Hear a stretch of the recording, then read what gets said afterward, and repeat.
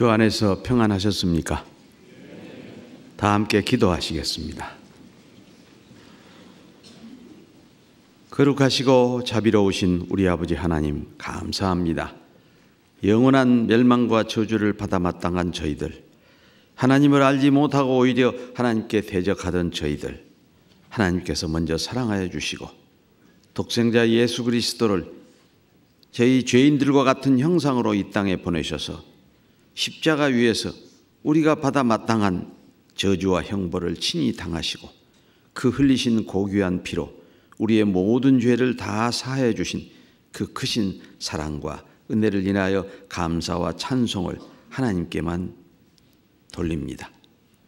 구원받은 이후에도 몸된 교회 안에 두시고 늘 구별된 무리 가운데서 함께 할 수 있도록 친히 능력의 말씀으로 인도하시며 보호하시며 강건케 하시며 무로 오늘의 저희들이 있음인 줄 압니다. 주의 날에 거듭난 자녀들 말씀 앞에 나와 싸우니 오늘도 능력의 말씀으로 교훈해 주시고 우리의 삶이 더욱더 구원받은 기쁨 안에서 살아가는 기쁨의 교제가 되기를 간절히 소망합니다. 이 시간에도 멀리 선교 현지에서 수고하시는 많은 복음의 일꾼들, 그 사랑하는 가족들, 또 현지의 형제 자매님들, 그 어려운 여건 속에서도 오직 주님 우리 마음속에 부어주신 그 놀라운 사랑으로 땅끝까지 복음을 전하라고 하신 사명을 붙잡고 온갖 어려움과 핍박 속에서도 이겨내고 승리하는 삶을 살아가고 있는 그들의 삶 속에 늘 따뜻한 위로의 손길로 어루만져 주시고 능력의 손길로 붙잡아 주시옵소서. 이 시간에도 우리와 함께 교제하지 못하는 이 서울 중앙교회 권역에 있는 자녀들, 그들 어떠한 처지에 있는지 누구보다 잘 아시오매 육신의 병에 시달리고 있는 자녀들, 능치 못하심이 없는 치유의 손길로 붙잡아 일으켜 주시고 마음이 연약하여 교제를 멀리하고 실족해 있는 연약한 자녀들도 능력의 말씀으로 붙잡아 일으켜 세워주시옵기를 간절히 소망합니다.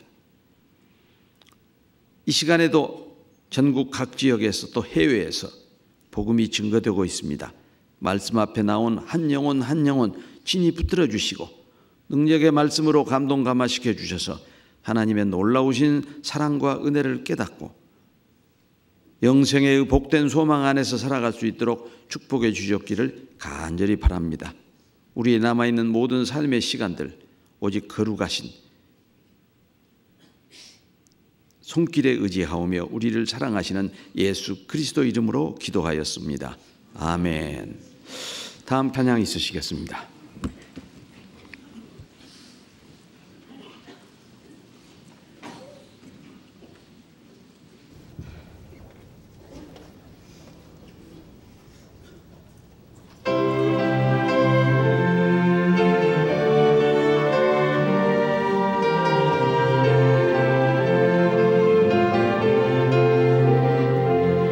예수 따라 나며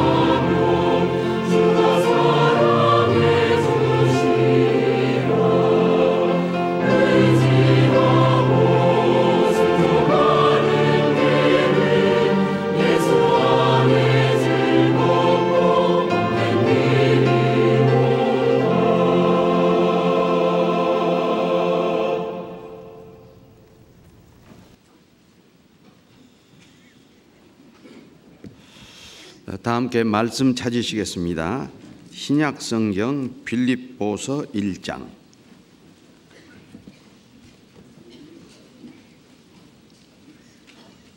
(318페이지) 빌립보서 1장 1절부터 제가 앞부분 읽어 올리겠습니다.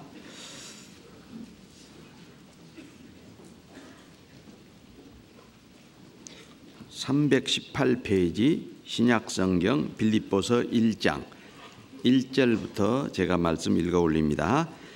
그리스도 예수의 종 바울과 디모데는 그리스도 예수 안에서 빌립보에 사는 모든 성도와 또는 감독들과 집사들에게 편지하노니 하나님 우리 아버지와 주 예수 그리스도에게로서 은혜와 평강이 너희에게 있을지어다. 내가 너희를 생각할 때마다 나의 하나님께 감사하며 간구할 때마다 너의 무리를 위하여 기쁨으로 항상 간구함은 첫날부터 이제까지 복음에서 너희가 교제함을 인함이라. 너희 속에 착한 일을 시작하신 이가 그리스도 예수의 날까지 이루실 줄을 우리가 확신하노라. 내가 너희 무리를 위하여 이와 같이 생각하는 것이 마땅하니 이는 너희가 내 마음에 있음이며 너의 매임과 복음을 변명함과 확정함에 너희가 다 나와 함께 은혜에 참여한 자가 됨이라. 내가 예수 그리스도의 심장으로 너희 무리를 어떻게 사모하는지 하나님이 내 증인이시니라. 9절로부터 11절 말씀은 한 목소리로 같이 읽겠습니다. 내가 기도하노라. 너희 사랑을 지식과 모든 총명으로 점점 더 풍성하게 하사 너희로 지극히 선한 것을 분별하며 또 진실하여 허물 없이 그리스도의 날까지 이르고 예수 그리스도로 말미암아 의의 열매가 가득하여 하나님의 영광과 찬송이 되게 하시기를 원하노라.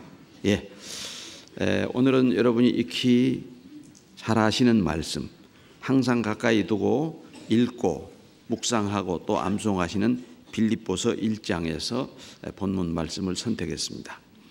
빌립보서 1장이 시작되고 단 2달락에, 그러니까 시작 부분이죠.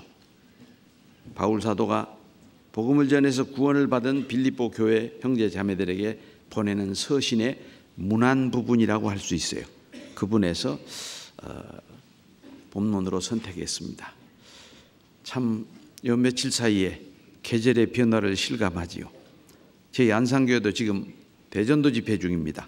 오세일 목사님 모시고 첫날 월요일은 제법 늦 가을 같은 그런 날씨였어요. 근데 하룻밤 자고 나니까 눈이 하얗게 쌓이고 갑자기 겨울이 왔어요. 그리고 2, 3일간 계속 상당히 추웠습니다. 날씨가 이렇게 변화가 심할 때는 특히 건강에 조심하시고 연세 많으신 어르신들 감기 걸리지 않도록 주의하시기 바랍니다. 또 이렇게 여러 형제자매님들 앞에서 말씀으로 같이 교제할 수 있는 시간을 하나님께서 허락해 주셨습니다.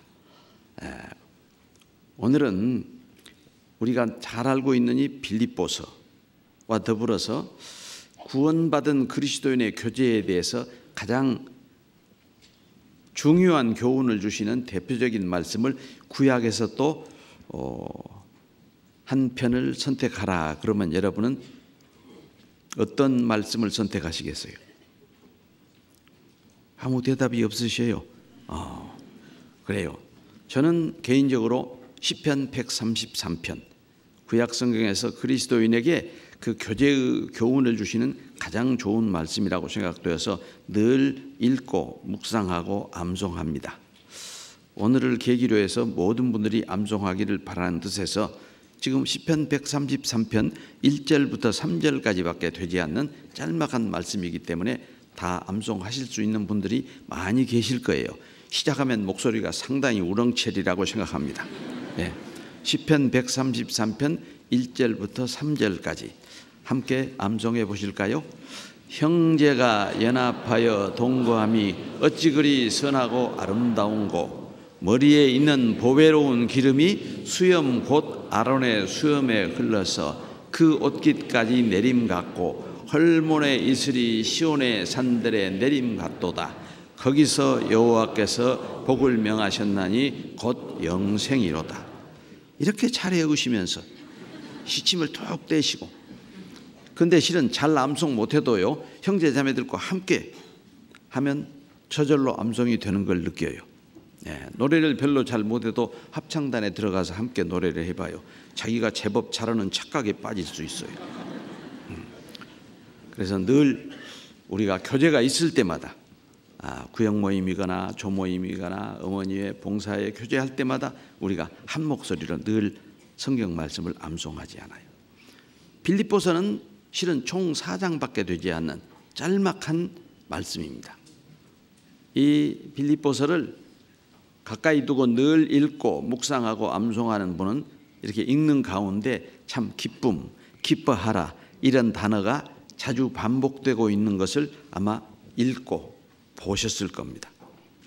왜 바울 사도는 빌립보 교회 성도에 보내는 서신 빌립보서에 그렇게 기쁨, 기뻐하라 이런 말씀을 계속 반복하게 했을까요? 우리가 주 안에서 나누는 기쁨의 교제는 우리 구원받은 그리스도인의 신앙생활에 활력소를 공급합니다. 기뻐하는 삶을 늘 사는 그리스도인은 신앙생활에 실패하지 않습니다. 기쁨을 상실해버리면 불평과 불만이 나오기 시작합니다.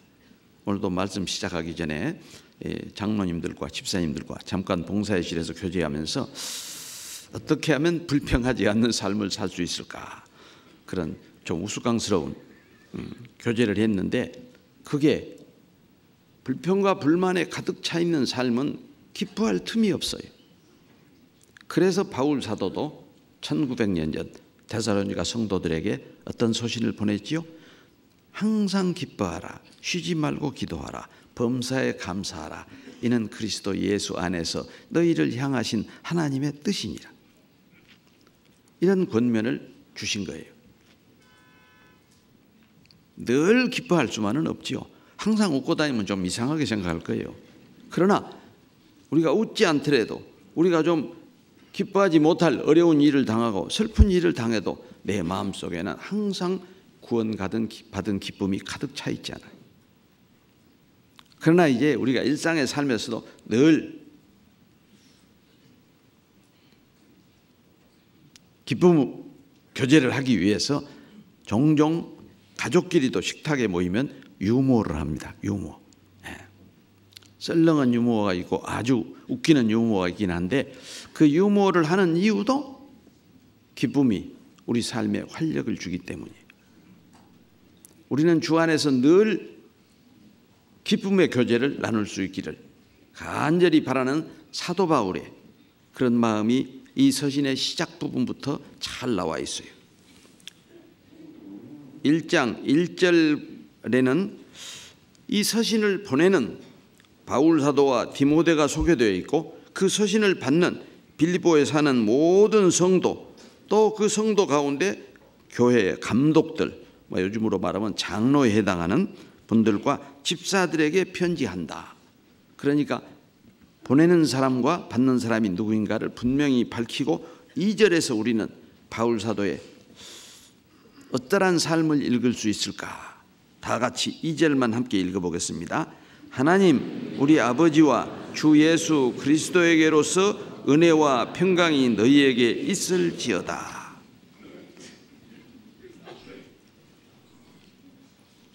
(3절은요) 결정적으로 바울 사도가 어떤 삶을 살았는가를 알 수 있는 부분이 나와 있습니다. 내가 너희를 생각할 때마다, 빌립보 교회 성도를 생각할 때마다, 나의 하나님께 감사하며 간구할 때마다 너희 무리를 위하여 기쁨으로 항상 간구함은. 바울 사도의 삶은 감사와 기쁨의 간구가 넘쳤던, 여러분은 하루 삶 속에서 정말 감사함의 간구가 얼마나 자주 반복되고 있는가, 기쁨의 간구가 얼마나 자주 반복되고 있는가 한번 생각해 볼 필요가 있어요. 예수님도 친히 우리를 기쁨의 교제를 나눌 수 있도록 사랑의 교제로 우리를 초대하셨어요. 이 본문은 계속 많이 참조할 테니까요. 딱 표시를 해 놓으시고 요한복음 15장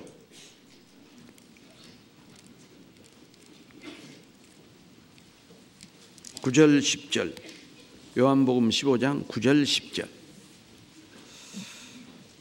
찾으셨으면 한 목소리로 같이 읽으시겠습니다. 아버지께서 나를 사랑하신 것 같이 나도 너희를 사랑하였으니 나의 사랑 안에 거하라. 내가 아버지의 계명을 지켜 그의 사랑 안에 거하는 것 같이 너희도 내 계명을 지키면 내 사랑 안에 거하리라. 주님의 사랑 안에 거하는 기쁨을 늘 누리라고, 주님의 사랑 안에 거하면서 늘 기쁨의 교제를 나누라고 주님은 이렇게 우리를 사랑의 교제로 초대합니다.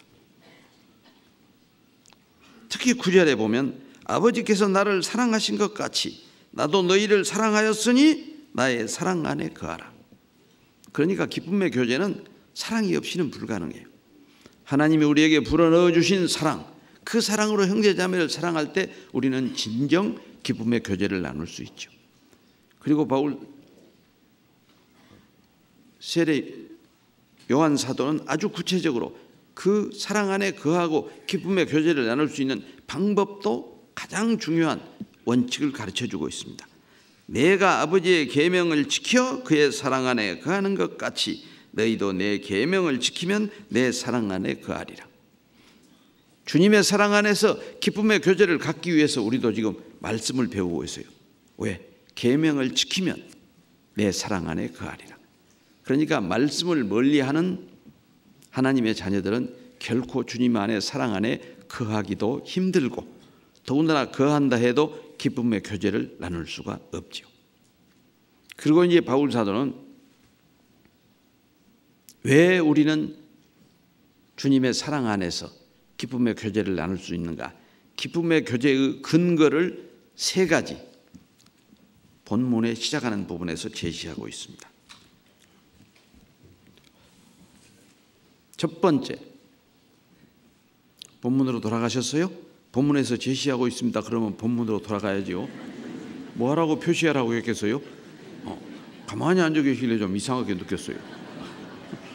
본문에 제시하고 있다 그러면 본문을 봐야죠. 예, 첫 번째 기쁨의 교제의 근거는 5절입니다. 5절 다 한 목소리로 읽겠습니다. 첫날부터 이제까지 복음에서 너희가 교제함을 인함이라. 우리는 구원받은 첫날부터 복음 안에서 교제합니다. 정말 구원받고 첫날부터 복음 안에서 교제해본 형제 자매님들은 내가 어떨 때 기쁨의 교제를 나눌 수 있는가 많이 생생하게 체험하셨을 거예요. 뭐 우리가 체험했던 그런 구체적인 몇 가지 경우를 제 경험을 비추어서 이야기해 보겠습니다. 첫째, 내가 구원받고 그 놀라운 기쁨을 간증할 때 기뻐요, 안 기뻐요? 한 분도 안 기쁘다. 얼굴 표정도 보니까 별로 기쁜 표정이 없어요. 저는 지금도 35년이 지났지만 그 구원받았을 때를 생각하면 가슴이 설렙니다. 너무 기뻐요. 구원받지 못한 채 10년이나 교회당을 다니다가 구원을 받았기 때문에 더 기쁨이 컸는지 모르지만 그때 1980년 8월 달 서울 여상에서 하계수양에서 제가 구원을 받았어요. 구원을 받고요. 그 기쁨이 얼마나 컸던지 점심시간인데 점심 먹을 생각도 안 하고 그 서울 여상 운동장에서 저쪽 길로 건너가는 육교가 있었어요. 그 육교 위에 올라가서 아마 거의 20-30분 동안 왔다 갔다 하고 있었어요. 막 너무 기뻐서 아래를 내려다보면 육교 밑에 있는 왔다 갔다 하는 서울 시민은 뭐 꼭 구더기 같이 보이고 나는 이미 천상에 올라와 있고. 한번 여러분도 구원받았던 그 순간을 한번 돌이켜 생각해 보세요. 좀 가슴 설레이지 않아요? 냉랭해져 버렸어요? 그러면 주님의 사랑 안에서 기쁨의 교제를 못 나누고 있어요. 그런 분들을 위해서 어쩌면 오늘 교제합니다. 놀랍게도 다윗 왕도 많은 고난 속에서 여호와께 부르짖었습니다. 기다리면서 부르짖다가 그 구원의 기쁨을 시편 40편에서 이렇게 노래하고 고백하고 있습니다. 시편 40편 3절.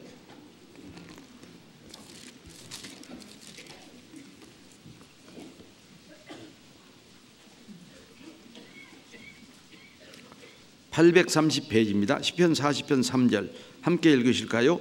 새 노래 곧 우리 하나님께 올릴 찬송을 내 입에 두셨으니 많은 사람이 보고 두려워하여 여호와를 의지하리로다.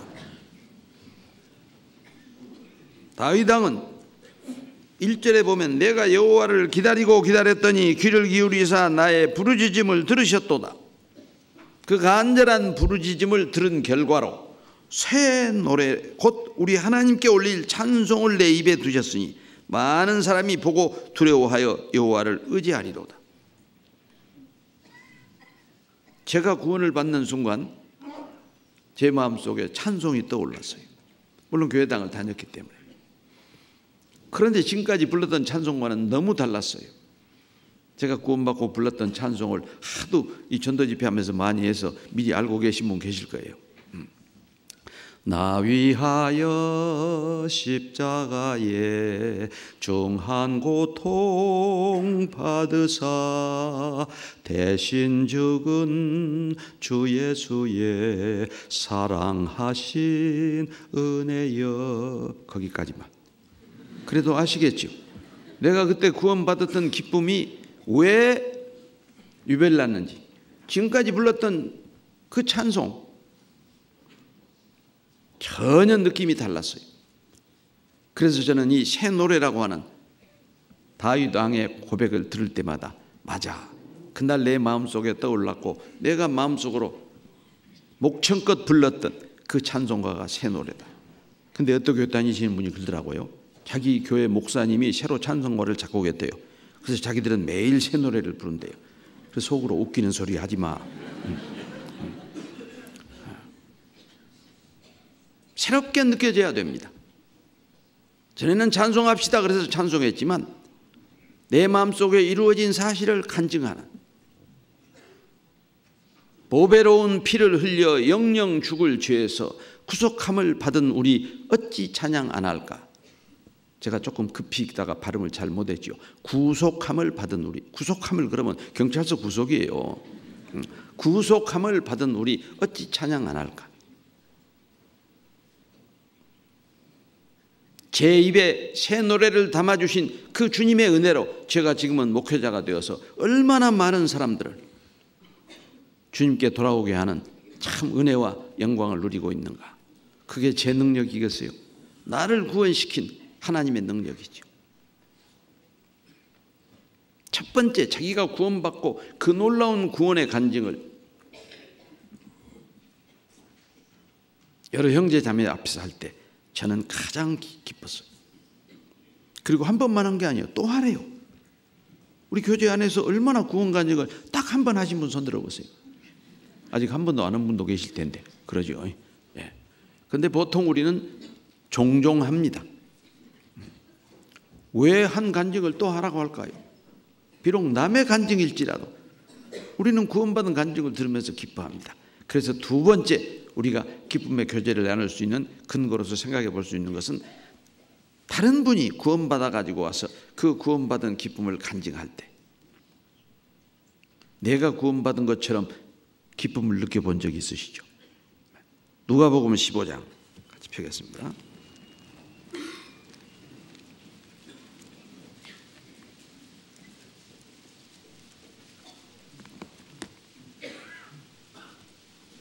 (7절) 말씀, 잘하는 말씀이죠. 누가복음 15장 7절 함께 읽으실까요? 내가 너희에게 이르노니 이와 같이 죄인 하나가 회개하면 하늘에서는 회개할 것 없는 의인 99을 인하여 기뻐하는 것보다 더하리라. 하나님께서도 죄인 하나가 구원받으면 이렇게 기뻐하시는데 우리가 다른 형제자매의 구원 간증을 들으면서 어찌 기뻐하지 않겠어요? 기뻐하지 않으면 이상한 사람이죠. 이상한 사람이란 말은 우리 동네 사람이 아니란 말이에요. 저쪽 동네 사람. 자기가 구원받을 때 기뻤으면 다른 형제자매의 구원받은 기쁨을 우리는 함께 할 수 있어요. 그래서 우리가 정말 주님의 사랑 안에서 교제를 나누면 기쁨의 교제를 우리는 나눌 수 있습니다. 세 번째 경우, 또 제 경험입니다. 제가 친구를 전도했어요. 그런데 그 친구가 구원을 받고 간증을 했어요. 내가 한 잃어진 영혼을 인도해가지고 구원을 받고 기쁨의 간증을 할 때 오히려 제가 구원받을 때보다 더 기쁜 그런 체험을 했어요. 그리고 더 놀라운 것은 그 친구가 전도인이 되었어요. 저보다 훨씬 먼저. 그래가지고 막 계속 소집회를 막 7주, 8주 연속하는데 구원받는 무리가 날마다 더해 주세요. 물론 그분이 집회에서 구원받는 거지만 마치 내가 전도한 분이 전도사가 되어서 전도 집회를 해가지고 구원을 받으니까 내 열매가 열린 것처럼 기뻤어요. 마태복음 13장 씨 뿌리는 비유에 그런 말씀이 있죠. 좋은 땅에 뿌리웠다는 것은 말씀을 듣고 깨닫는 자니 100배, 혹 100배, 60배, 30배 결실하느니라.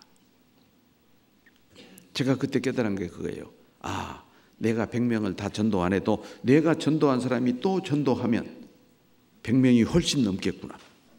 그러지 않아요. 물론 내 스스로 전도해서 100명을 전도하면 얼마나 좋겠어요.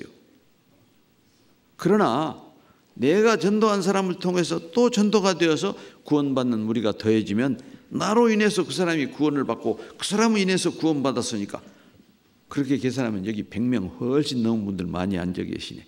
네. 기뻐하십시오.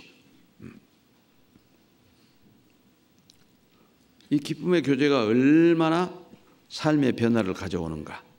제가 오래전에 읽었던 어떤 그 히틀러, 독일의 아주 독재자 히틀러의 전기를 기록했던 전기 작가가 그런 얘기를 써놓은 것을 읽어본 적이 있었어요.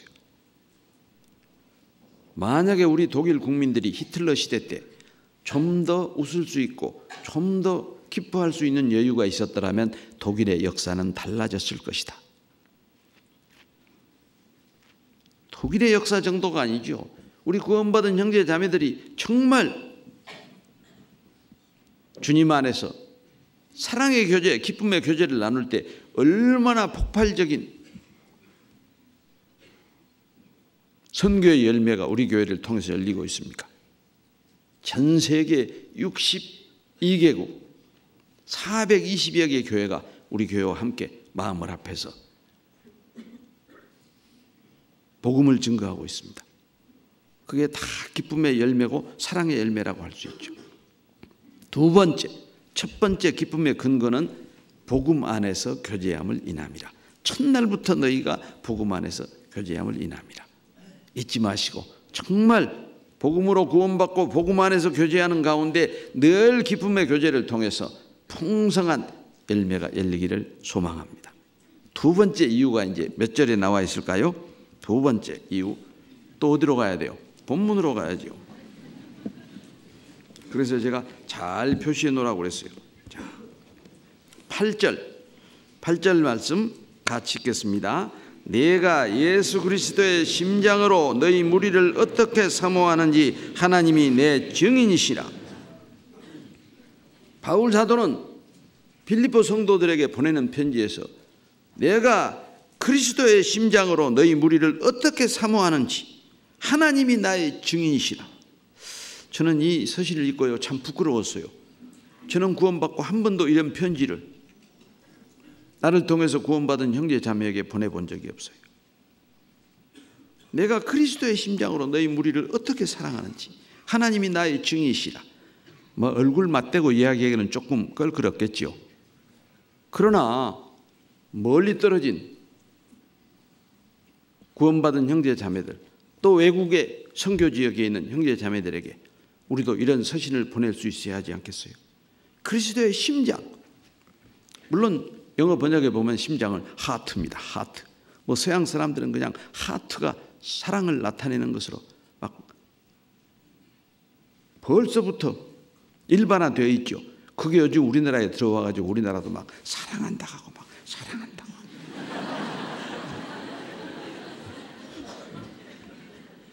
그런데 원문에 보면 이 심장이 창자로 되어 있어요. 제가 그 창자라는 언어를 보는 순간 이건 상당히 동양인의 감정과 관계가 있다. 그러면 여러분도 떠오르는 분이 있을 거예요. 외적에게 국가가 침략을 받아서 이제 그야말로 풍전등화와 같은 왕이 보따리를 싸갖고 막 의주로 막 함경도로 도망다니던 그 시절, 한 나라를 사랑하는 장군이 그 전지에서, 전쟁터에서 읊었던 시의 한 구절, 어디에서 들려오는 일성호가는 남의 애를 끝나니. 그때 그 애가 뭐지요? 완전히 요즘 세대, 신세대가 한 분도 안 계시네. 예. 남의 애 창자입니다. 창자 애자예요. 얼마나 조국과 민족을 사랑했으면 그 외적이 부는 어떤 휘파람 소리 같은 호가를 들으면서 창자가 끊어지는 아픔을 그 장군은 체험했다고 그랬어요. 제가 구원받고 그 시를 떠올리면서 이순신 장군이 그리스도인이 되었으면 정말 얼마나 생명을 바쳐서 복음을 전했을까. 우리도 종종 그런 체험을 하지요. 멀리 선교 현지에서 핍박받는 나라들이 있어요. 공안의 핍박을 받고 있는 중국, 무슬림의 핍박을 받고 있는 파키스탄, 그런 선교 소식을 들으면서 정말 가슴이 창자가 끊어지는 것 같지는 않아도 가슴이 아파 본 적이 없었습니까? 그럴 때가 좋은 찬스예요.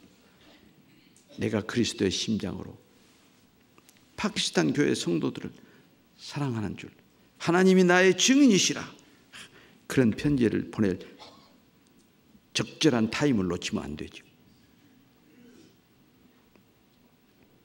저도 간절히 기도하고 있습니다. 또 우리는 동족 상잔의 6.25 한국 전쟁이라고 하는 아주 아픔을 겪었습니다. 그 시대에 한 여인이 다리를 절면서 미아리 고개를 넘어가는 안타까운 남편의 모습을 노래했던 단장의 미아리 고개. 그 단장도 창자가 끊어지는. 그러니까 오히려 원어로 사용되었던 창자는 우리 동양적인 정서와 밀접한 관계를 가지고 있다.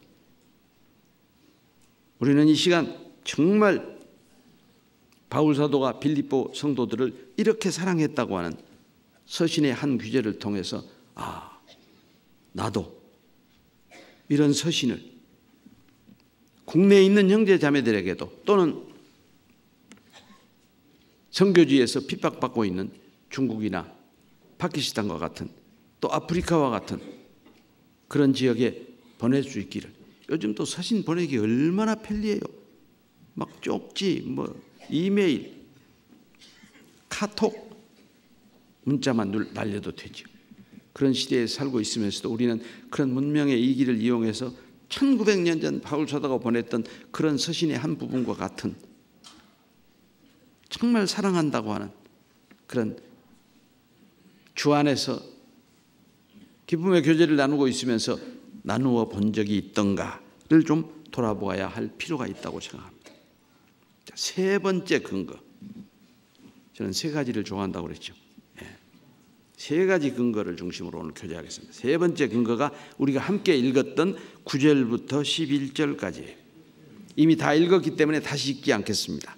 이제 부분적으로 조금 나눠서 보겠어요. 11절, 9절 시작 부분, 내가 기도하노라. 그 부분을 놓치지 말아야 돼요. 지금 바울 사도가 기도하고 있구나. 내가 기도하노라. 이렇게 9절부터 11절까지 계속되는 이 내용을 읽으면요, 조금 초점이 흐려질 수 있어요. 그럴 때 우리가 놓치지 않기 위한 방법, 내가 기도하노라. 그리고 11절 맨 끝이 뭐라고 끝났는가 보세요. 하나님의 영광과 찬송이 되게 하시기를 원하노라. 내가 기도하노라로 시작해서 원하노라로 끝나고 있습니다. 지금 바울 사도는 기도하고 있어요. 근데 그 기도의 제목들을 보면 얼마나 그게 사랑의 간구인가를 알 수가 있어요. 먼저 제목을 차근차근 열거해 보겠습니다. 여러분도 그냥 읽으시면 바로 눈에 띄실 거예요. 10절 첫 번째 기도의 제목,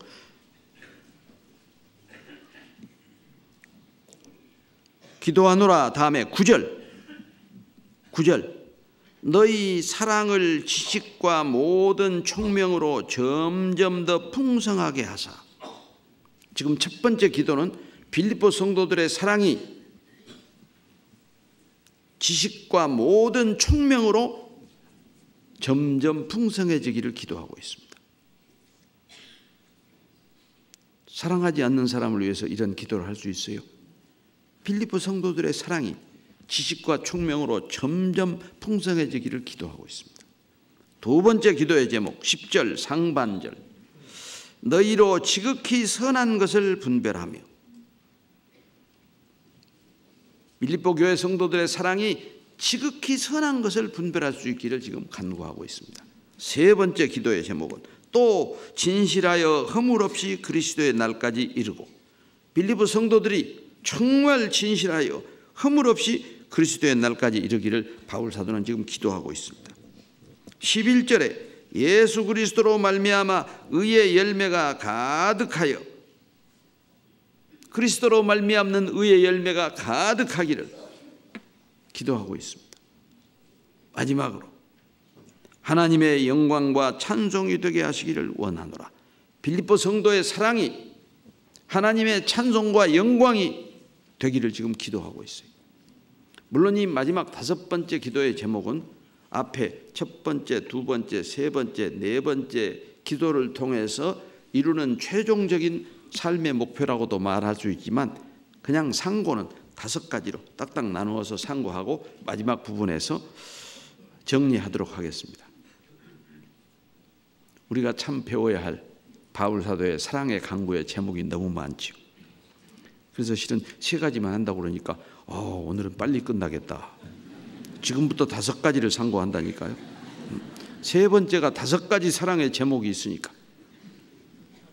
첫째, 빌립보 성도들의 사랑이 지식과 총명으로 점점 풍성해지기를. 사랑과 지식의 관계, 사랑과 총명의 관계, 이렇게 두 가지 관계를 생각해 볼 수 있는데 실은 동일한 한 가지 관계예요. 잠언에 보면 여호와를 경외하는 것이 지식의 근본이요 거룩한 자를 아는 것이 무엇이니라? 총명이니라.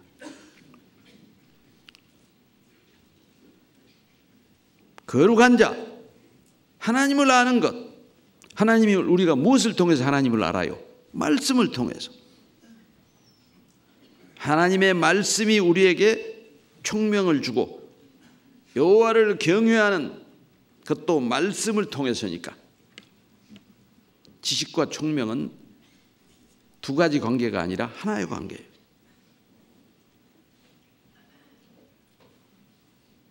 여호와를 증거하는 말씀을 통해서 여호와를 경외하게 되죠. 전도서 12장에도 보면 이대 결국을 다 들었으니 말씀으로 하나님이 누구인가를 알려주시고 나서 하나님을 경외하고 그 명령을 지킬지어다 그렇게 말씀하시잖아요. 왜 우리의 사랑이 지식과 총명으로 풍성해져야 할까요? 지식 없는 사랑과 사랑 없는 지식을 한번 생각해 보세요. 그러면 답이 자명해져요.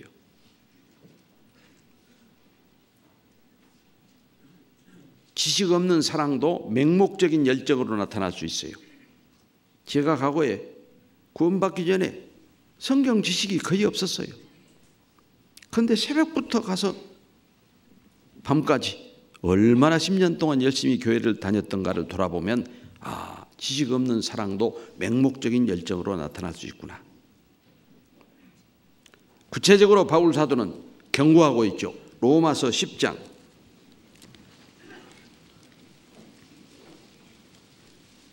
2절 3절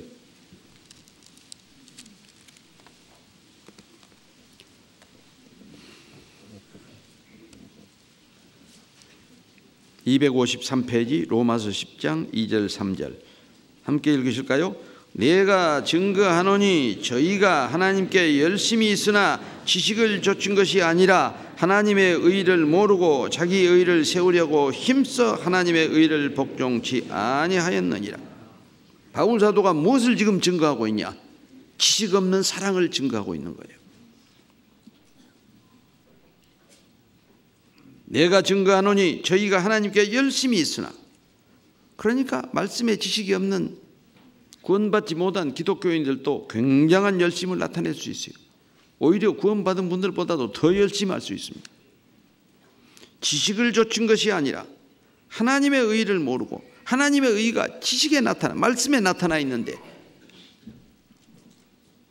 지식이 없으니까 하나님의 의를 모르죠. 자기 의를 세우려고 힘써 하나님의 의를 복종치 아니하였느니라. 열심히 했지만 결과적으로는 맹목적인 열정이 불순종의 죄를 짓게 된다라고 하는 결론을 바울 사도는 1900년 전에 내리고 있습니다.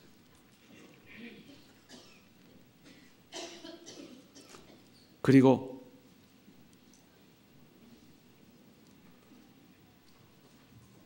사랑 없는 지식, 사랑 없는 지식은 매우 삭막한 지식이 되기 쉽습니다. 성경을 많이 읽고 성경을 많이 암송했어요. 그래서 지식이 막 가분수처럼 머리가 커졌어요. 그런 사람들이 대개 나타내는 특징이 뭐냐? 남을 가르치려고 해요. 자기는 가르치지 않으면서, 그 말씀으로 자기는 가르치지 않으면서 남은 시시때때로 가르치려고. 바울 사도도 로마서에서 경고했죠. 남은 가르치면서 자기는 가르치지 아니하느냐라고 경고했고, 또 바울 사도는 고린도전서 13장 사랑장에서 지식 없는 사랑이 얼마나 존재 가치가 없는 것인지 고린도전서 13장 2절 찾아보겠습니다.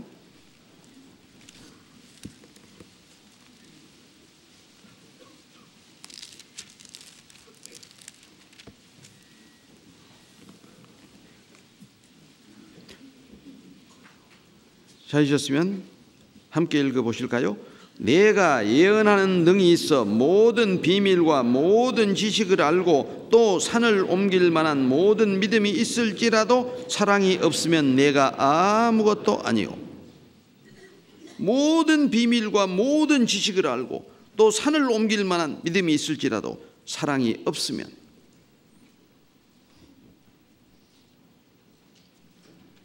예언도 알 수 있고 비밀도 알고 있고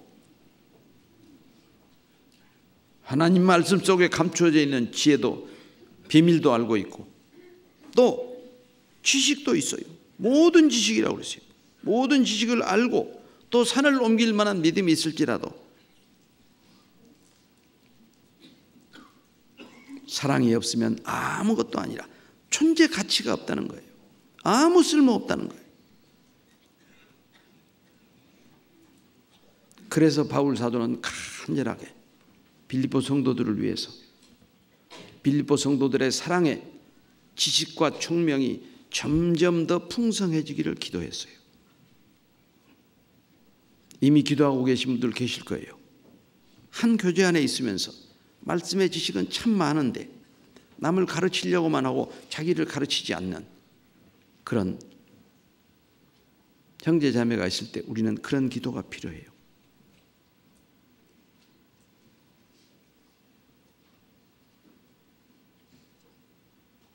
또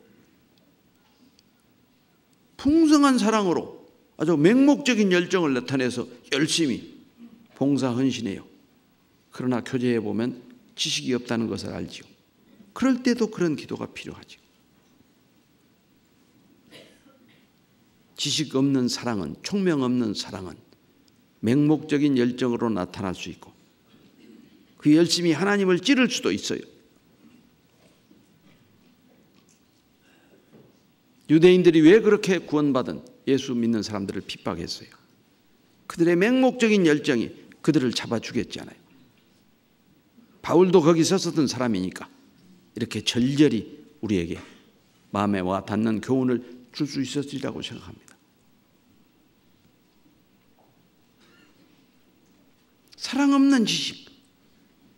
그걸 야고보 사도는 뭐라고 비유했어요? 거울을 보고 자기 얼굴을 잊어버리는 사람과 같다고 그랬잖아요.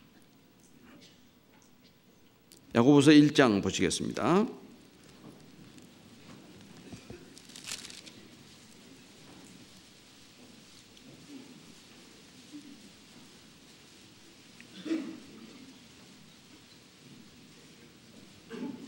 (22절부터) (25절까지) 조금 깁니다만 천천히 함께 읽겠습니다. 너희는 도를 행하는 자가 되고 듣기만 하여 자신을 속이는 자가 되지 말라. 누구든지 도를 듣고 행하지 아니하면 그는 거울로 자기의 생긴 얼굴을 보는 사람과 같으니 제 자신을 보고 가서 그 모양이 어떠한 것을 곧 잊어버리거니와 자유하게 하는 온전한 율법을 들여다보고 있는 자는 듣고 잊어버리는 자가 아니요 실행하는 자니 이 사람이 그 행하는 일에 복을 받으리라.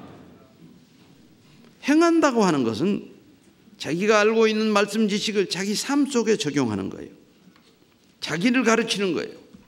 자기는 가르치지 않고 남만 가르치려고 하는 그런 모습은 사랑 없는 지식의 모습이라고 할 수 있어요. 주님의 사랑으로 구원을 받고 내가 가진 말씀의 지식을 나를 변화시켜서 주님을 점점 닮아가는 그런 삶을 사는데 먼저 적용을 해야 돼요. 그리고 적용하지 못하는 형제자매들에게는 말씀을 가르치려고 하지 말고 자기의 체험을 간증해줘요. 자기의 체험을. 그럴 때 그것을 감동으로 받아들일 수 있죠. 첫 번째 기도의 제목이 뭐라고요? 나중에 끝날 때쯤 가면 다 잊어버릴 거예요. 빌립보 성도들의 사랑이 지식과 총명으로 점점 풍성해지기를 기도했어요. 9절. 내가 기도하노라 다음에 나와 있는 내용이. 그러니까 기도의 제목을 늘 상기하기 위해서는 또 본문으로 가 있어야 돼요. 본문. 두 번째, 우리는 이제 두 번째 기도의 제목에 대해서 생각해 보겠습니다. 두 번째 기도의 제목.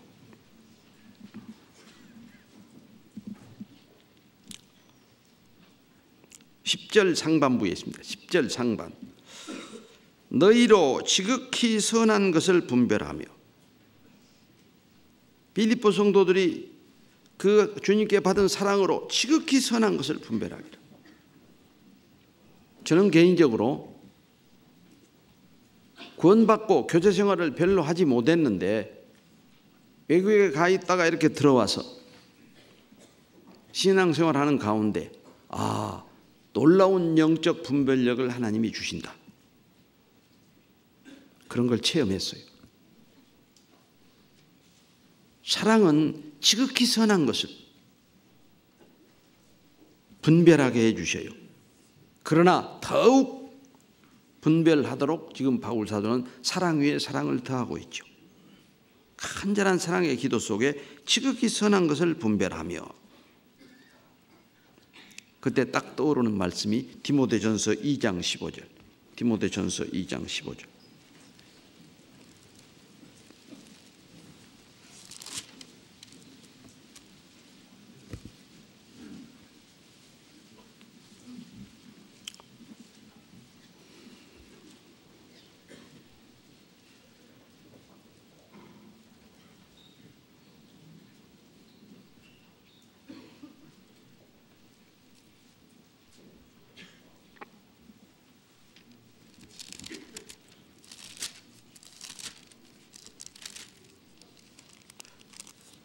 죄송합니다. 전서가 후서로 바뀌어야 합니다.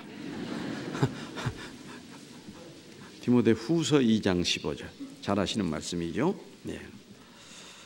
344페이지 함께 읽겠습니다. 내가 진리의 말씀을 옳게 분별하며 부끄러울 것이 없는 일꾼으로 인정된 자로 자신을 하나님 앞에 드리기를 힘쓰라. 사랑하는 제자 디모데에게 바울 사도는 제자 디모데를 영적 아들이라고 했죠. 아들에게 아주 중요한 지금 당부를 하고 있습니다. 내가 진리의 말씀을 옳게 분별하며. 구원받은 그리스도인으로서 우리의 진리의 말씀으로 구원을 받았죠. 그러나 그 말씀을 늘 읽고 묵상하고 암송하는 가운데에서 더욱더 분별할 수 있는 그런 능력이 생기기를 지금 기도하고 있습니다. 왜?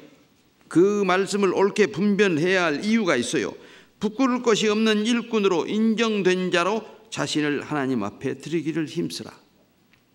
그 말씀을 분별할 때 내 삶도 분별이 되지요.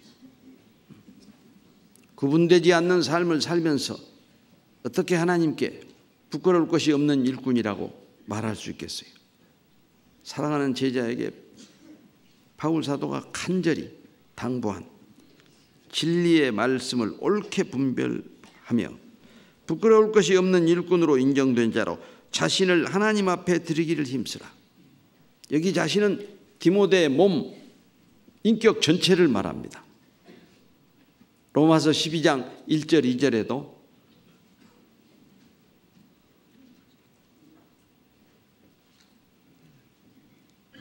너희 몸을 하나님이 기뻐하시는 거룩한 산제사로 드리라. 이는 너희의 드릴 영적 예배니라. 그리고 영적 예배로서의 자기 몸을 드리는 삶을 살기 위해서 너희는 이 세대를 본받지 말고 오직 마음을 새롭게 함으로 변화를 받아 아버지의 선하시고 기뻐하시고 온전하신 뜻이 무엇인지 분별하도록 하라.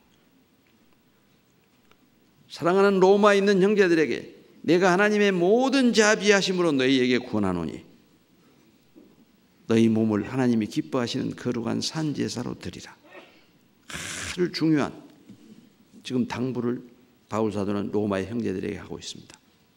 몸을 산제사로 드리는 영적 예배에 대해서 말씀하시고 나서 아주 구체적으로 그런 영적 예배로서의 몸을 드리는 삶을 살려면 너희는 이 세대를 본받지 말고 오직 마음을 새롭게 함으로 변화를 받아 아버지의 선하시고 기뻐하시고 온전하신 뜻이 무엇인지 분별하도록 하라. 먼저 내 몸을 하나님께 드리겠다고 하는 뜻을 정해야 합니다.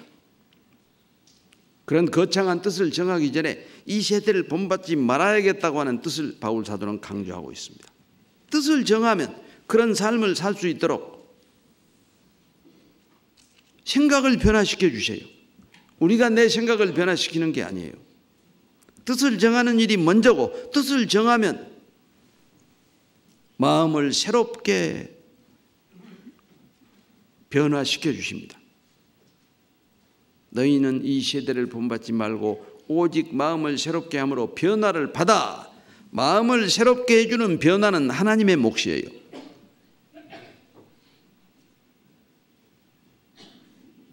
이 세대를 본받지 않겠습니다 라고 마음으로 서원하는 것은 내 몫이고, 그러면 하나님의 선하시고 기뻐하시고 온전하신 뜻이 무엇인지 분별하도록 하라. 어디서 분별이 됩니까? 어디서 분별이 돼요? 지극히 선한 하나님의 말씀에서. 진리의 말씀을 옳게 분별하며. 왜 디모데에게도 바울 사도가 그렇게 당부했겠어요? 말씀 안에 선하시고 의로우시고 기뻐하신 하나님의 뜻이 나타나 있어요. 그 뜻을 늘 말씀 안에서 분별하고 있으면 우리는 이 세대를 본받지 않은 삶을 살 수 있어요. 바울 사도의 사랑의 기도가 점점 깊이를 더해가고 있습니다. 지극히 선한 것을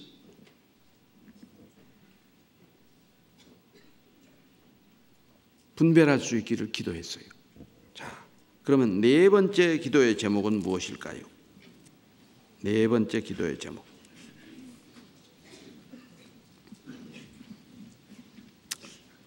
허물 없이 그리스도의 날까지 이르고. 허물 없이 그리스도의 날까지 이르고. 물론 허물은 죄를 말합니다.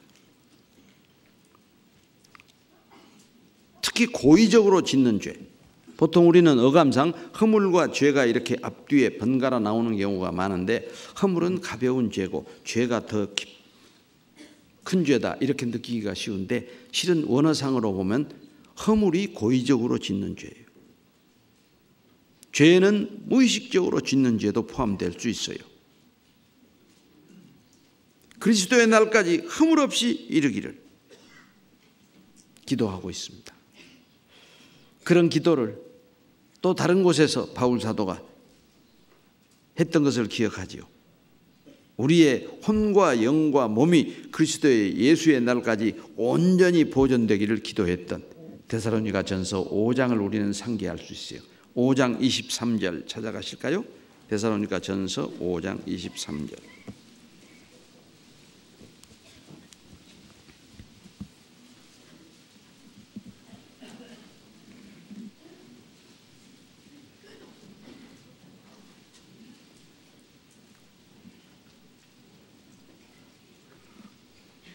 같이 읽겠습니다.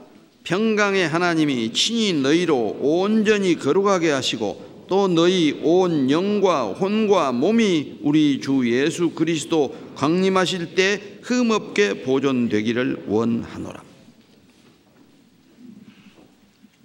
혼과 영, 영과 혼, 몸의 순서지요. 그러니까 몸은 중요하지 않다 그런 말이 아닙니다. 영혼이 담겨있는 그릇이 몸인데 그릇이 온전하지 못하면 어떻게 영혼이 강건할 수 있겠어요? 그래서 육신의 연습도 작은 유익이 있다고 그랬어요. 전혀 유익이 없는 게 아니에요. 왜 우리가 꾸준히 건강한 몸을 갖기 위해서 운동합니까? 그러나 영적 훈련은 더욱더 우리는 그래서 몸을 건강하게 유지하면서 경건의 훈련에 늘 힘써야 돼요. 말씀을 가까이 하고 교제에 늘 참여하면서 주님의 사랑 안에서 기쁨의 교제를 가지고 우리의 혼과 영과 몸이 강건할 때 우리는 주님의 뜻을 이루어가는 삶을 살 수 있어요. 그래서 몸도 건강하게 유지하시고 그 안에 영혼을 더욱더 강건하게 하기 위해서 경건의 훈련을 늘 힘쓰기를 바랍니다. 경건하게 살고자 하는 자에게는 핍박이 있다고 그랬어요. 고난이 있습니다. 어려움이 있습니다. 기뻐하세요. 내가 주님의 뜻대로 살고자 하는 하나님의 자녀라고 하는 증거입니다.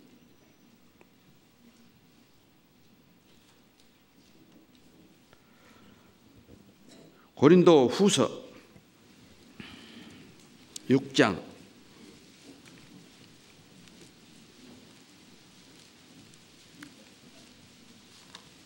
17절 18절 우리가 잘 아는 말씀이죠. 고린도후서 6장 17절 18절 함께 읽으실까요?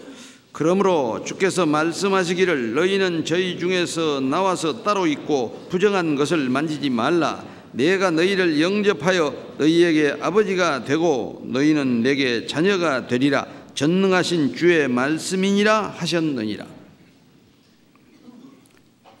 이렇게 조금 길게 읽으면 이렇게 요점이 잘 안 잡혀요. 그래서 항상 가장 핵심만 저를 따라서 해보라고 늘 말씀드립니다. 저랑 같이 따라서 해보실까요? 너희는 저희 중에서 나와서 따로 있고 부정한 것을 만지지 말라. 너희는 구원받은 우리를 가리키죠. 저희는 구원받지 못한 세상 사람들. 너희는 저희 중에서 나와서 따로 있고 지금 이 시간 여러분 왜 이 서울교회 강당에 다 앉아 계세요? 그 말씀대로 지금 살고 계시잖아요. 이 시간에 따로 나와 있지 못하고 저희 가운데 있는 사람들이 있어요. 얼마나 그 주변에 죄가 유혹의 손길을 내밀겠어요. 넘어지고 또 넘어질 수밖에 없죠.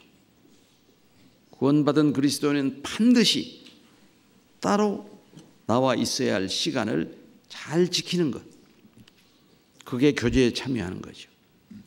너희가 저희 중에서 나와서 따로 있고 너희는 저희 중에서 나와서 따로 있고 부정한 것을 만지지 말라.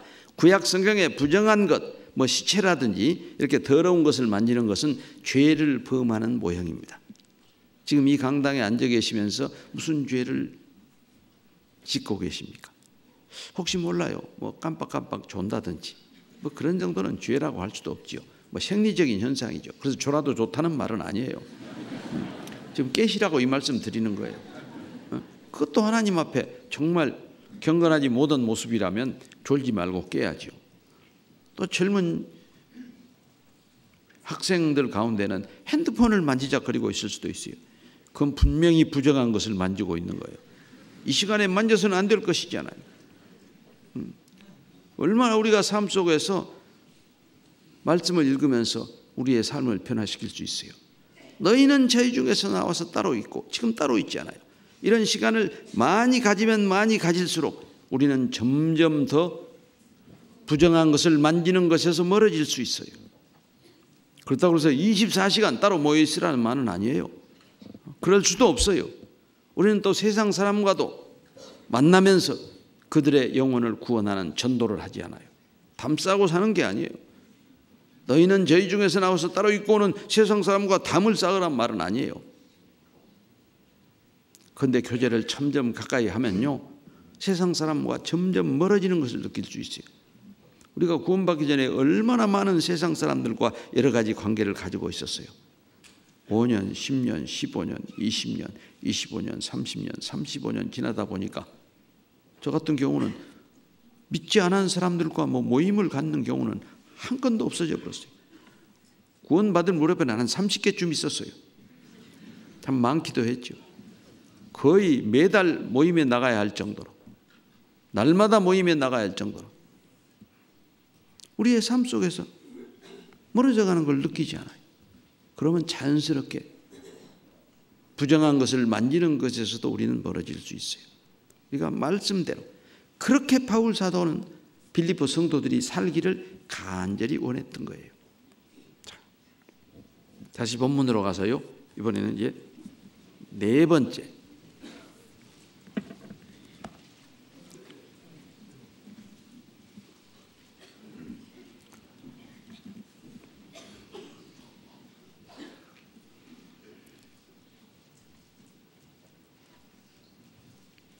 진실하여 허물 없이 그리스도의 날까지 이르면 당연한 결과로 네 번째 그 기도의 제목이 이루어질 수 있어요. 그러나 따로 구분해서 간절히 기도했어요. 뭐라고? 예수 그리스도로 말미암아 의의 열매가 가득하여, 예수 그리스도로 말미암는 의의 열매가 가득하기를 바울 사도는 기도했어요. 그리스도로 말미암는 의의 열매가 무엇일까요? 의인의 열매는 생명나무라. 지혜로운 자는 사람을 얻느니라. 잠언 기자는 잠언 11장에 내가 구원을 받았다면 생명나무가 열려야 돼요. 오래전에 한번 고백했습니다만 제가 구원을 받고 한 서너 명 전도했을 때 아주 깊은 의심에 빠진 적이 있었어요. 내가 3명을 전도하긴 했는데 저 3명이 생명나무인지 사막나무인지 어찌할 것이냐. 다 구원은 받았다고 간증을 해요. 교재도 나와요. 그러니까 생명나무 같기는 한데 왜 의심이 들어가냐. 그분을 통해서 전도가 안 되는 거예요. 성급하기도 하지요. 3가지의 열매가 열린다고는 하지만 전도해놓고 며칠 안 되어가지고 열매가 열리는 거 안 되는 거 쳐다보고 있다가 아주, 그런데 아니나 다를까 시간이 지나면서 그분을 통해서 이렇게 생명나무가 열리기 시작했어요. 우리 구원받은 그리스도인이 이 땅에 남아있는 가장 중요한 삶의 목적은 잃어진 영혼을 구원하는 일입니다. 그래서 지상명령을 부활하신 주님이 제자들에게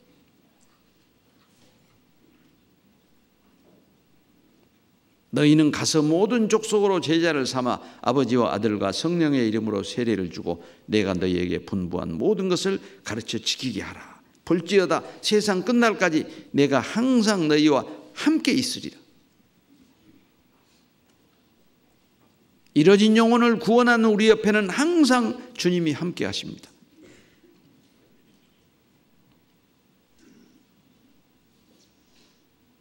너희는 온 천하에 다니며 만민에게 복음을 전파하라. 그래서 우리는 그 말씀을 사명으로 붙잡고 땅끝까지 복음을 전하는 삶을 살고 있지 않아요. 바울 사도는 사랑하는 제자 디모데에게 아주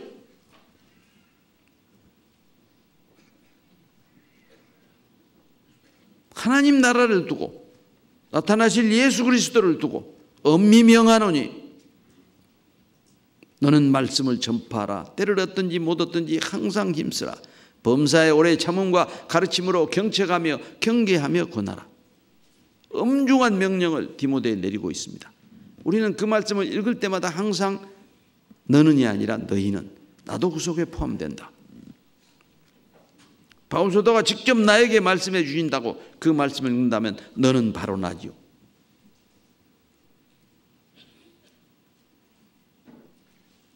때를 얻든지 못 얻든지 항상 힘쓰라. 거기까지는 참 잘 외워요. 그런데 디모데후서 4장 2절이 거기서 끝나지 않거든요. 범사에 오래 참음과 가르침으로 경책하며 경계하며 권하라. 때를 얻든지 못 얻든지 항상 전도에 힘쓰기 위해서는 오래 참는 생활이 필요해요. 얼마나 한 영혼을 인도하기 위해서 우리는 오래 참는 체험을 합니까? 그뿐만 아니라 범사에 경책하며 경계하며 권하라. 내 삶의 모든 부분에서 정말 하나님의 말씀으로 경책받을 일이 없는가? 경계해야 할 일이 없는가? 그럴 때 우리를 통해서 놀라운 영적 열매가 풍성하게 열립니다. 바울 사도도 로마에 있는 성도들에게 보낸 서신을 보면요, 얼마나 복음 전하기를 원했는가 알 수 있어요. 로마서 1장 보겠습니다.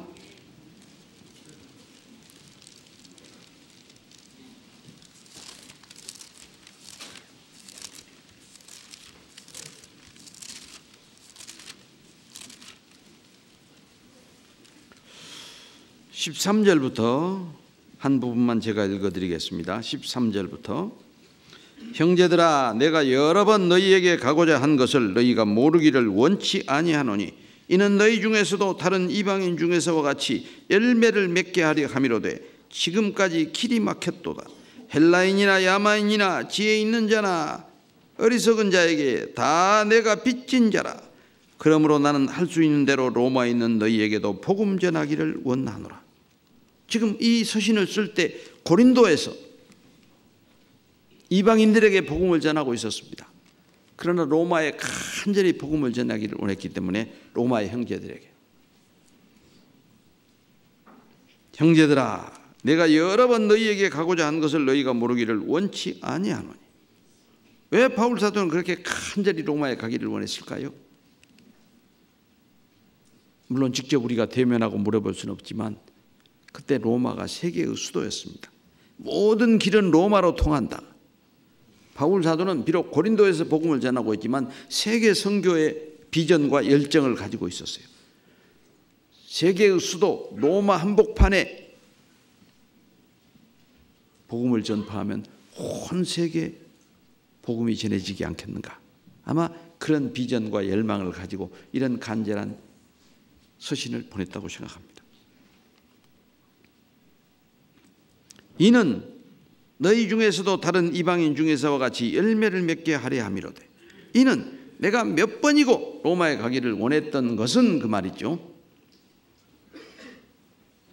지금 고린도에서 복음을 전하고 있는 것처럼 이방인 중에서와 같이 열매 맺게 하려 함이로다. 전도의 열매가 있기를 간절히 바울 사도는 로마 형제들에게 호소하고 있어요. 지금까지 길이 막혔도다. 헬라인이나 야만인이나 지혜 있는 자나 어리석은 자에게 다 내가 빚진 자라.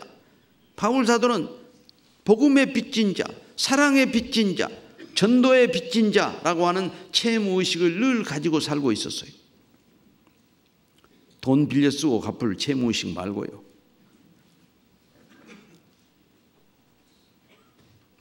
선량한 이방인도 빚을 지면 갚고자 합니다.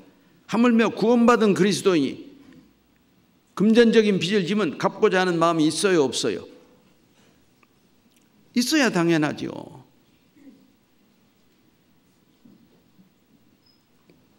그런데 형제라고 간증하면서 어떤 형제 자매들의 모습을 보면 갚으려고 생각을 하는 그런 분도 있어요. 그런 분들을 보면서 과연 저분이 복음의 빚진 자라는 채무의식을 가지고 있을까? 정말 저분이 사랑의 빚진 자라는 채무의식을 갖고 있을까? 그런 생각을 해보고.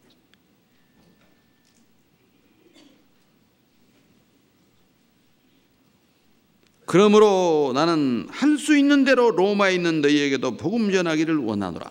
어쩌면 1900년 전 바울 사도의 이런 간절한 소망과 열망이 복음이 로마에 전해지고, 그리고 그 로마를 통해서 한국 땅까지, 물론 한국 땅에 오기 전에 다른 외국을 거쳐서 외국 선교사들이 우리나라에 와서 복음을 전했죠. 그러나 이 바울 사도의 소망과 열망의 꽃이 전 세계에 전파되는 과정에 우리에게도 복음이 전해지고, 이제 우리를 통해서 우리도 바울 사도와 같은 내가 앞으로 이렇게 가기를 간절히 원하는 것. 그러나 지금까지 길이 막혔도다. 그런 소신을 우리도 똑같이 쓸 수 있는 그리스도인이 되었지 않아요?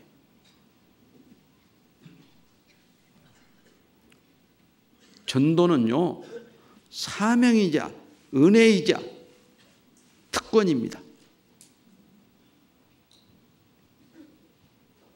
난 지극히 작은 자 죄인 중에 괴수 무익한 날 부르셔서 간절한 기대와 소망 부끄럽지 않게 십자가 정케하셨네.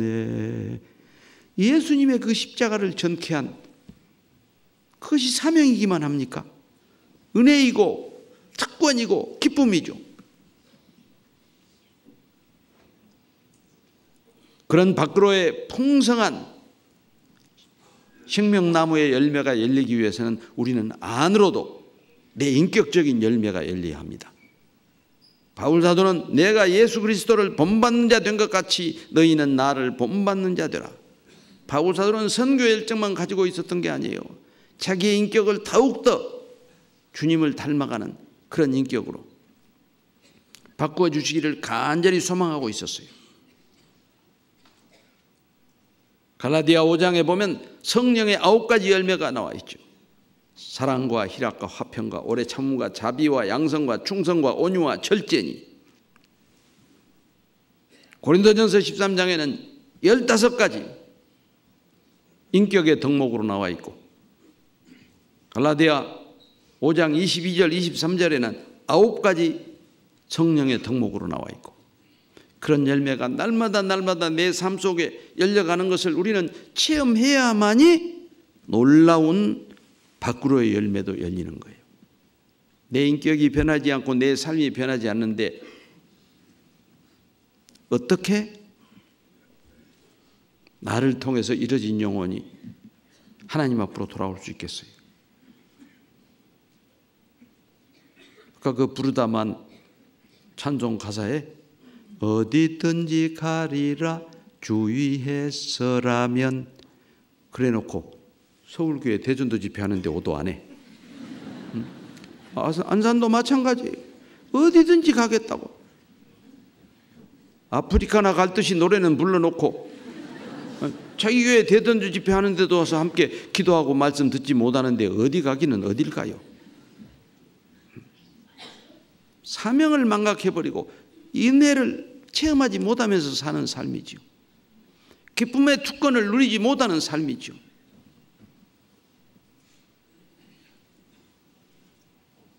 그런 삶을 살지 않도록 하기 위해서 바울 사도는 빌립보 성도들의 사랑으로 그리스도 안에서 풍성한 열매가 열리기를 간절히 기도했어요. 자, 본문으로 돌아가겠습니다. 5번째 열매, 이제 마지막 열매, 종착역이 가까워집니다.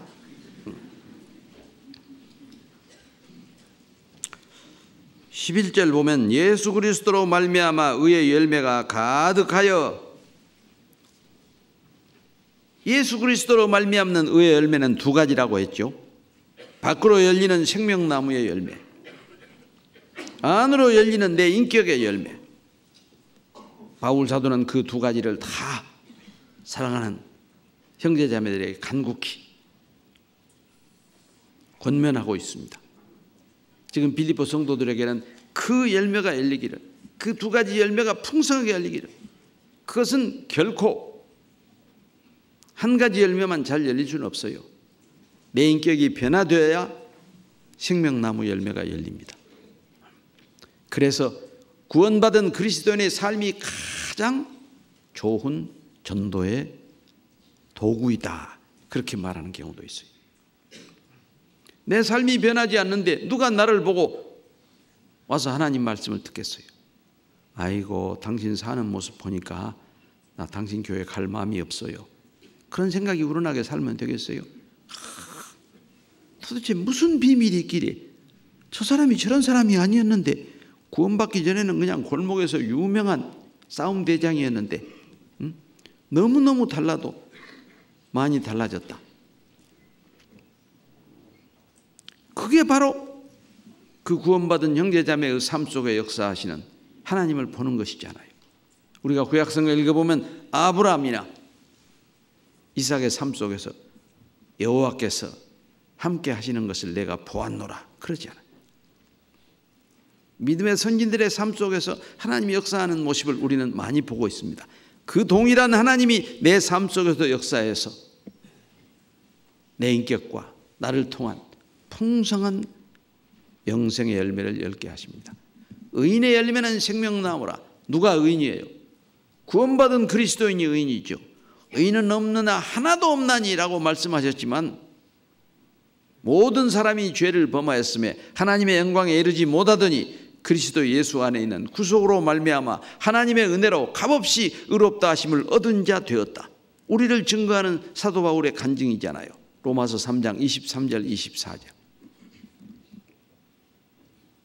그런 의인이 되었으면 마땅히 생명나무 열매가 주렁주렁 100배, 60배, 30배, 내 스스로 못하면 나를 통해서, 열린 사람을 통해서 또 열리고 또 열리고.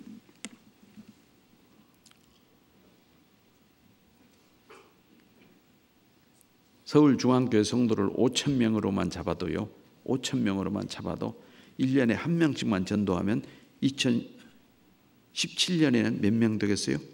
10,000명. 18년에는 20,000명. 19년에는 40,000명. 20년에는 80,000명. 21년에는 160,000명. 이 강당 다시 지어 쓰겠네요. 제가 구원받고 3년쯤 되었을 때 칼큘레이터, 계산기를 가지고 눌러본 적이 있어요. 이 곱하기 두 사람이, 한 사람은 교회가 아니니까 두 사람이 내 이름으로 구하는 곳에 함께 하시겠다고 하고 이루어 주시겠다고 했으니까 이 곱하기 하고 이코르 표만 누르니까 막 더블로 착착착 나오는데 32번 딱 누르니까 지구상에 전도할 사람이 없어져 버렸어요. 80몇 억이 나와버리더라고요. 한번 댁에 가서 계산해 보세요. 그래서 제가 그 어렸을 때, 야, 32년 뒤에는 난 지구상에 없겠다. 벌써 이 땅에 할 일 없는데 뭐라 남아있어요. 올라가야지. 근데 아직도 35년이 지났는데 남아있는 것은 한 사람이 한 명을 구원하지 못하고 있기 때문에 70억밖에 안 되는데 80몇 억이 되어버리더라니까요. 거짓말인가 확인해 보시려면 한번 때려보세요. 제가 실제로 정말 구원받고 3년 정도 되었을 때, 3년 정도 되었을 때가 저는 신앙생활을 시작할 때예요. 교제를 몰랐으니까.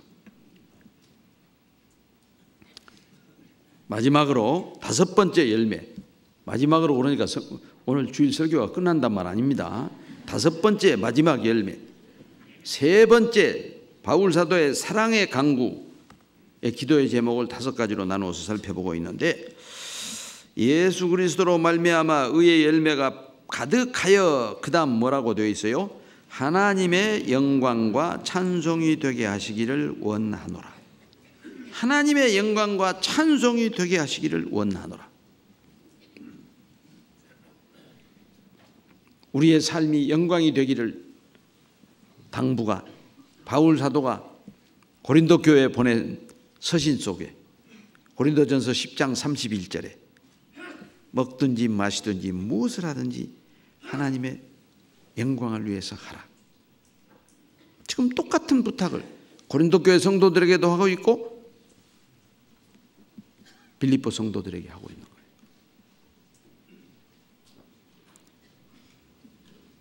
하나님의 영광과 찬송이 되게 하시기를 원하노라.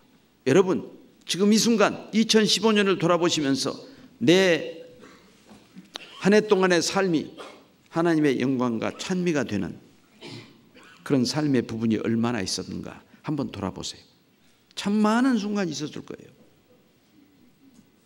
제일 보람 있는 것은 인도해가지고 구원받고 정말 얼싸안고 기뻐하면서 축하했던 그 순간, 바로 그 열매 자체가 하나님의 영광이잖아요.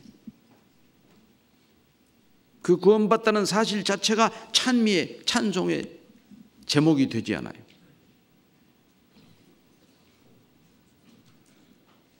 먹든지 마시든지 무엇을 하든지 그 세 가지가 앞에 전제로 되어 있어요.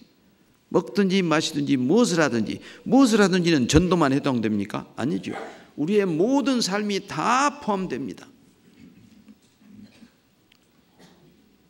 이제를 한 해를 마감하는 한 달 정도를 남겨놓았는데 정말 내 삶 속에 부끄러운 모습이 없는가?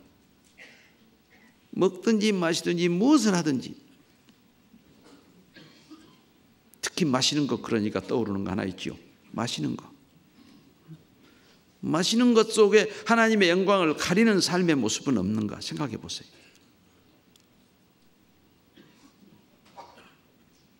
이 한 해가 가기 전에 하나님께 자백하고 친구, 형제, 자매들 앞에 나와서 자백하고, 그러고도 계속 그 삶을 가지고 2015년 11월 말까지 가지고 오면 안 되지 않아요. 자백은 그 자백했던 삶과의 단절이 이루어질 때 자백이 완성되는 거예요. 왜 단절이 안 될까요? 그냥 심상하게 자백하기 때문에. 정말 하나님의 눈으로 그 부끄러운 삶의 모습을 바라보면서 자백하고 있는가? 아니면 내 눈으로 보면서 죄송합니다, 부끄럽게도 뭐 좀 마셨습니다, 그렇게 자백하면 그게 어떻게 단절이 되겠어요? 예수님의 교훈처럼 한 팔을 잘라버리는 아픔으로 한 눈을 뽑아버리는 그런 결단으로, 그런 삶과 결단해야겠다, 그런 삶의 자세가 필요하지 않아요? 무엇을 하든지 속에는 안 포함되는 게 없어요. 이제 훨씬 우리의 부끄러운 모습이 많아지기 시작합니다. 무엇을 하든지.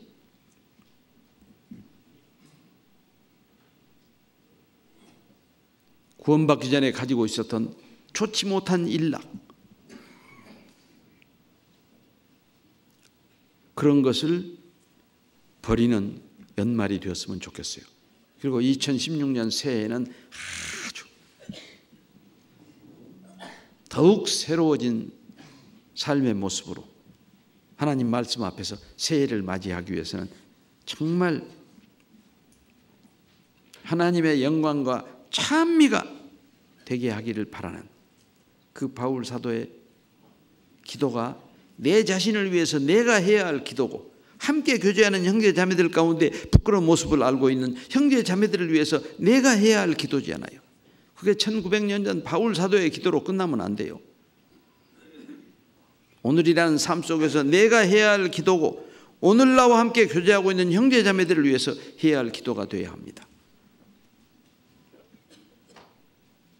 그래야 영광을 아버지 하나님께 돌릴 수 있으니까.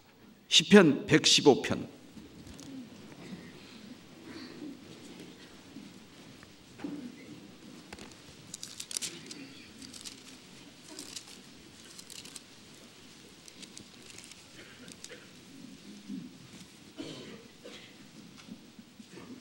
1절 말씀만, 시편 115편 1절 말씀만 함께 읽겠습니다. 여호와여, 영광을 우리에게 돌리지 마옵소서. 우리에게 돌리지 마옵소서. 오직 주의 인자하심과 진실하심을 인하여 주의 이름에 돌리소서. 우리의 삶이 영광을 아버지 하나님께 돌리는 삶을 살 때 우리의 삶도 영광스러워집니다. 그래서 영광스러운 형체로 변화시켜서 우리를 데려가는 것이잖아요. 왜 시편 기자가 이렇게 간곡하게 여호와여 영광을 우리에게 돌리지 마옵소서, 우리에게 돌리지 마옵소서, 오직 주의 인자하심과 진실하심을 인하여 주의 이름에 돌리소서. 우리가 이렇게 매일 간구할 수 있는 삶을 살 때 우리의 삶이 하나님의 영광과 찬미가 될 수 있지 않겠어요? 히브리서 13장 15절.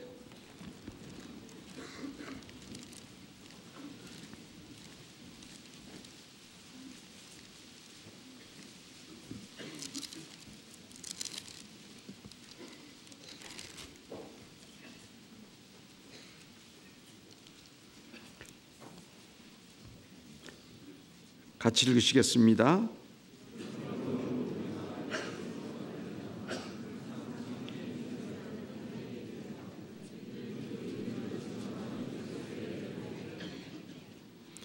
이러므로 우리가 예수로 말미암아 항상 찬미의 제사를 하나님께 드리자. 우리의 삶이 찬미의 제사가 돼야 돼요. 너희 몸을 하나님이 기뻐하시는 거룩한 산 제사로 드리라 그랬으니까 우리의 몸, 내 인격, 영혼, 몸 전부, 내 전부를 예수로 말미암아 항상 찬미의 제사를 하나님께 드리자. 예수로 말미암아 찬미의 제사를 드릴 영적 신분은 얻었잖아요. 구원받은 하나님의 자녀, 왕같은 제사장이 되었어요. 이는 그 이름으로 증거하는 입술의 열매니라. 내 입에서 나오는 모든 하나님을 증거하는 말, 하나님을 찬미하는 마음, 꼭 찬송가를 부르지 않더라도 예수 믿고 천국 갑시다, 구원받지 못한 분에게 하는 그 말 한마디가 내 입술의 열매. 오직 선을 행함과 서로 나눠주기를 잊지 말라. 이 같은 제사는 하나님이 기뻐하시느니라. 물질을 나눠주는 것도 필요하지요. 그러나 더 중요한 것은 예수 그리스도께서 내 마음에 부어주신 그 놀라운 사랑의 메시지, 그 크고 놀라운 사랑을 나눠주는 그런 삶이 하나님의 영광과 찬미가 되는 삶이라고 생각합니다. 자, 시간이 많이 지났습니다. 빌립보서 1장으로 돌아가야만이 마무리가 되겠어요. 1900년 전 바울 사도께서 빌립보 교회에 보낸 서신의 문안 부분에서 바울 사도는 세 가지 우리가 주 안에서, 주님의 사랑 안에서 기쁨의 교제를 나눌 수 있는 근거를 말씀하고 있어요. 첫째가 무엇이라고요? 첫날부터 이제까지 복음에서 교제함을 인함이라. 우리가 복음 안에서 교제할 때 항상 기뻐할 수 있습니다. 두 번째 기쁨의 근거는 뭐라고요? 예수 그리스도의 심장으로 너희 무리를 어떻게 사랑하는지 하나님께서 내 증인이시라. 이렇게 당당하게 간증할 수 있을 만큼 우리도 실제로 예수님의 사랑으로 형제자매를 사랑할 때 주님의 사랑 안에서 우리는 기쁨의 교제를 나눌 수 있습니다. 세 번째 마지막 근거는 바울 사도의 사랑의 강구. 5가지 구구절절이 사랑의 강구. 기도하노라로 시작해서 하나님의 영광과 찬송이 되게 하시기를 원하노라 라고 끝난 이 9, 10, 11절 속에 5가지 사랑의 간구의 제목이 있습니다. 우리도 그 제목 하나하나를 계속 묵상하면서 하루에 한 가지씩만 실천해 보세요. 나랑 함께 기도하고 교제하고 있는 형제자매들을 위해서, 또는 멀리 해외에 있는 형제자매들을 위해서. 첫 번째 사랑의 기도 제목이 뭐라고요? 사랑이, 너희 사랑이, 빌립보 성도의 사랑이, 내가 교제하는 형제자매의 사랑이 지식과 총명으로 점점 풍성하게 하시기를 우리는 간구해야 합니다. 두 번째, 나와 교제하는 형제자매들이 지극히 선한 것을 분별할 수 있게 되기를 기도해야 합니다. 세 번째, 진실하여 허물 없이 예수님 재림하는 날까지 이르기를 간구해야 합니다. 네 번째, 예수 그리스도로 말미암아 의의 열매가 풍성하게 열리기를.